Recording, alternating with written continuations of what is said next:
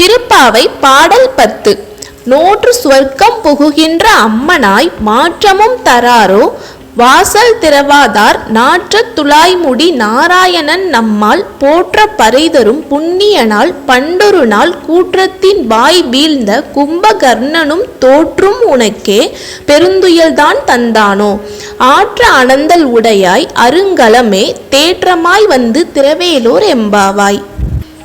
பாடலின் பொருள். முற்பிறவியில் எம்பெருமான் நாராயணனை எண்ணி நோன்பிருந்ததன் பயனாக இப்போது சொர்க்கம் போல் சுகத்தை அனுபவிக்கின்ற பெண்ணே, உன் இல்ல கதவை திறக்காவிட்டாலும் பரவாயில்லை, பேசவும் மாட்டாயோ? நறுமணம் வீசும் துளசியை தலையில் அணிந்த நாராயணனை நாம் போற்றி பாடினால் அவன் நம் நோன்புக்குரிய பலனை உடனே தருவான். முன்னொரு காலத்தில் கும்பகர்ணனை தூக்கத்திற்கு உதாரணமாக சொன்னார்கள். நீ அவனையும் தோற்கடித்து விடுவாய் போல தெரிகிறது. சோம்பலின் இருப்பிடமே, கிடைத்தற்கரிய அணிகலனே, தடுமாற்றம் இல்லாமல் கதவை திறந்து வெளியே வா. பாடலின் விளக்கம்.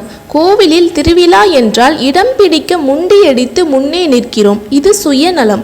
நம்மோடு மற்றவர்களும் சேர்ந்து பார்க்க வேண்டும் என அவர்களுக்கும் இடம் கொடுத்தால் அது பொதுநலம். ஆனால் தான் மட்டுமின்றி எல்லோரும் இறைவனை அடைய வேண்டும் என்று அழைக்கிறாள்.